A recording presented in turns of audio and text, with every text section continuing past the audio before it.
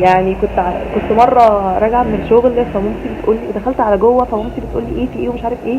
قلت لها حرفيا كده، قلت لها انا عايزه بصي جو كده هدوء.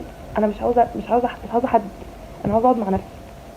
اللي ما بيعرفش ينبسط مع نفسه ويكلم نفسه ويواجه نفسه، مش بشكل بقى اللي هو الجنان بقى اللي انا قاعد بكلم نفسي وقاعد بقى يعني الناس بتفتكر ان ده جنان او دي مش حاجه عبيطه، انا اقعد يعني اكلم نفسي. اتكلم نفسك، مش بشكل هستيري يقلب معاك بتوحد ويقلب معاك بوحده ويقلب معاك بعزله، لا.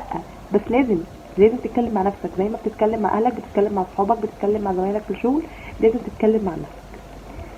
اللي ما بيعرفش احتياجات نفسه ويعرف هو عايز ايه بالظبط ويبقى كويس وهو لوحده، بيبقى صعب عليه ان هو يخلي حد كويس، او ان هو ينبسط مع حد، او اللي هو بتبقى حياته عارفين عامله زي اللي هو ايه،